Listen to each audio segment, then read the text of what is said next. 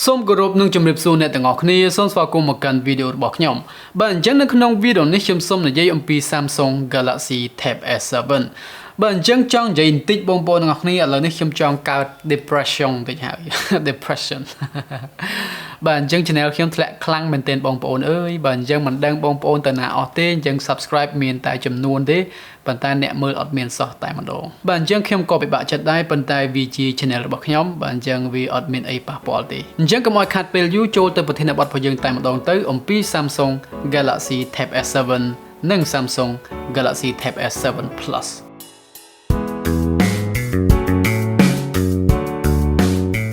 Tab S7 ទាំងពីរគ្រឿងនេះនឹងចេញនៅថ្ងៃទី5 ខែ 8 ដោយទៅនឹង Samsung Galaxy Note 20ដែរបងប្អូនបាទអញ្ចឹងពិតជាច្រើនមែនទែនបងប្អូនប្រហែលជាឃើញ Samsung Galaxy Note 20 Tab S7 មួយនេះហើយមាន Samsung Galaxy Watch 3 ទៀតហើយអាចជាពពួក Galaxy Fold ទៀតក៏មានដែរនៅថ្ងៃទី5 ខែ 8 នៅខាងមុខនេះ Tab S7 ចែកចេញជា2ស៊េរីដោយខ្ញុំបាននិយាយប្រាប់បងប្អូនមកអញ្ចឹងវាមាន Tab S7 ធម្មតានិង Tab S7 Plus Plus ពពួកហ្នឹងគឺជាស៊េរីដ៏កំពូលប្រកបតែម្ដងអាចជា iPad killer ក៏ថាបានដែរចំពោះ Tab S7 ធម្មតា spec ពពួកហ្នឹងក៏ខ្លាំងដែរប៉ុន្តែវាមិនបានដូចនឹងស៊េរី Plus របស់គាត់អញ្ចឹងលក្ខណៈសម្បត្តិទី1របស់ Tab S7 ទាំងពីរស៊េរីនេះគឺវា 5G បងប្អូនបើសិនជាយើងធៀបជាមួយនឹងពួក iPad វិញទោះបីជា iPad Pro ក៏ដោយគឺនៅត្រឹមតែ 4G តែប៉ុណ្ណោះបាទអញ្ចឹង Samsung Galaxy Tab S7 មួយនេះទាំងពីរស៊េរីនឹងតែម្ដងគឺ support ជាមួយនឹង 5G Sub-6 ហើយនិង 5G millimeter wave ទៀតផងអញ្ចឹងមានន័យថាយើងមានបច្ចេកវិទ្យា 5G នៅក្នុងដៃស្រាប់តែម្ដងដរាបណា 5G មកដល់ស្រុកខ្មែរយើងប្រើបានភ្លាមតែម្ដងបាទអញ្ចឹងវាពិតជាចំណុចល្អដែរលក្ខណៈសម្បត្តិទី2នៅលើ Samsung Galaxy Tab S7 មួយនេះគឺវាមានថ្មរហូតដល់ទៅ 1090 mAh ណោះទៅលើ Series Plus របស់គាត់ចំពោះ Tab S7 ធម្មតាវិញវាមានទំហំថ្មត្រឹមតែ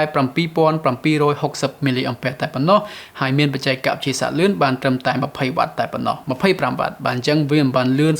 45ដោយទៅនឹង Series Plus របស់គាត់ទេតែទាំងនេះគឺគ្រាន់តែជាព័ត៌មានបែកធ្លាយដែលគេចែកចាយនៅលើសង្គមអ៊ីនធឺណិតតែប៉ុណ្ណោះมันអាចយកជាការបាន 100% ទេលក្ខណៈសម្បត្តិទី3គឺទៅលើម៉ាស៊ីនរបស់វាបើអញ្ចឹង Tab S7 និង Tab S7 Plus ទាំងពីរស៊េរីមួយនេះគឺវាមកជាមួយនឹង Qualcomm Snapdragon 865 Plus បាទដែលជាម៉ាស៊ីន overclock ចេញពី Snapdragon 865 ធម្មតាបាទអញ្ចឹង 10% boost ទៅលើ CPU របស់វាហើយ 10% ទៀត boost ទៅលើ GPU របស់វាបាទអញ្ចឹងការលេងហ្គេមរបស់យើងនឹង frame rate ហ្នឹងកាន់តែប្រសើរជាងមុនកាន់ថ្មកាន់តែល្អជាងមុន power efficiency ក៏កាន់តែល្អជាងមុនដែរខ្លាំងជាងមុនទៀត export video ក៏លឿន rendering video ក៏លឿនដែរបងប្អូនបើសិនជាបងប្អូនធ្វើការកាត់តកម្មវិធី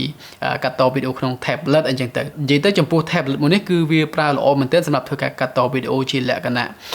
on the go អញ្ចឹងណាតាមផ្លូវអីចឹងទៅវាពិតជាពិសេសមែនទែនបាទអញ្ចឹងយើងបានអេក្រង់ធំយើងម៉ាស៊ីនយើងខ្លាំងទៀតកាត់តវីដេអូមើលចម្រៀងអញ្ចឹងទៅវាត្រូវបាច់តែម្ដងអញ្ចឹងចំពោះម៉ាស៊ីន Qualcomm Snapdragon 865 Plus មួយនេះវាអត់ចាញ់ A13 Bionic chip របស់ Apple ទេចំពោះ RAM របស់ Tab S7 ទាំងពីរស៊េរីនេះឮថាវាមកជាមួយនឹង RAM 6GB ឬក៏ 8GB ទៅលើស៊េរី Tab S7 ធម្មតាចំពោះ Tab S7 Plus ប្រកបវិញគឺមានរហូតទៅដល់ 12GB ឯណោះចំពោះ RAM របស់វាហើយ memory នៅក្នុងម៉ាស៊ីនហ្នឹងគឺមានចាប់ពី256រហូតដល់ 512GB ផងដែរហើយយើងក៏អាចធ្វើការថែ memory ក៏បានបាទអញ្ចឹង memory ធំថែមបានទៀតបាទអញ្ចឹងពិសេសមែនទែនសម្រាប់បងប្អូនដែលជាអ្នកមើលវីដេអូចង់ download ចម្រៀងច្រើនណាលេងហ្គេមច្រើនបាទម៉ាស៊ីនយើងខ្លាំងទៀតអស្ចារ្យតែម្ដង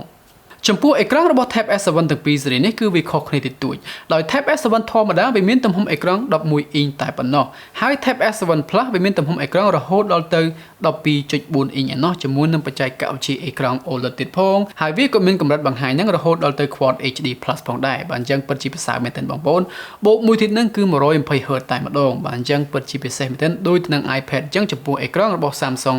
Galaxy Tab S7 ទាំងពីរស៊េរីនេះ Tab S7 ទាំងពីរស៊េរីនេះប្រើបច្ចេកវិទ្យាដោះសារនៅលើអេក្រង់នឹងតែម្ដងដែលគេហៅថា on display fingerprint scanner ចំពោះកាមេរ៉ារបស់ Tab S7 ទាំងពីរស៊េរីនេះវាអាចមកជាមួយនឹង 12 megapixel ជា main sensor ហើយបូកជាមួយនឹង 12 megapixel ជា ultra wide angle បាទអញ្ចឹងមាន2គ្រាប់នៅខាងក្រោយបាទអញ្ចឹងខាងមុខហ្នឹងក៏មានកាមេរ៉ាមួយគ្រាប់ផងដែរដែលមានទំហំ 12 megapixel បាទអញ្ចឹងអ្នកខ្លះគេថា2អ្នកខ្លះគេថា1បាទអ្នកខ្លះទៅក៏គេថាមានទំហំ 12 បូកនឹង 5 អញ្ចឹងទៅ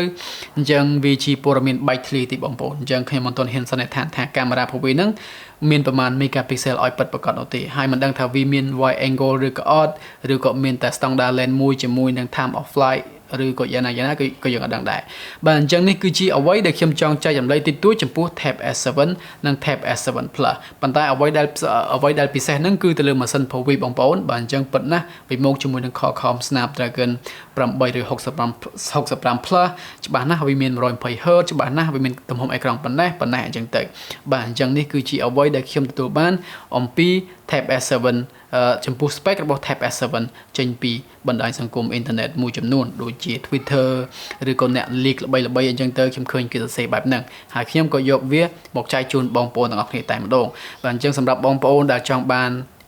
Android tablet បាទអញ្ចឹងវាមានតែ Samsung Tab S7 នេះឯងអូខេអញ្ចឹងនេះគឺជាអ្វីដែលខ្ញុំចង់ចែករំលែកសង្ឃឹមថាអ្នកទាំងអស់គ្នាចូលចិត្តអញ្ចឹងយើងជួបគ្នានៅវីដេអូក្រោយព័ត៌មានជាក់លាក់ណាមួយនោះគឺនៅថ្ងៃទី5 ខែ 8 ឆ្នាំ 2020 នេះពីខាងមុខនេះបាទអញ្ចឹងឆាប់មែនទែនអូខេអញ្ចឹងពេលនេះសូមគិតជំរាបលាបងប្អូនប៉ុណ្ណឹងសិន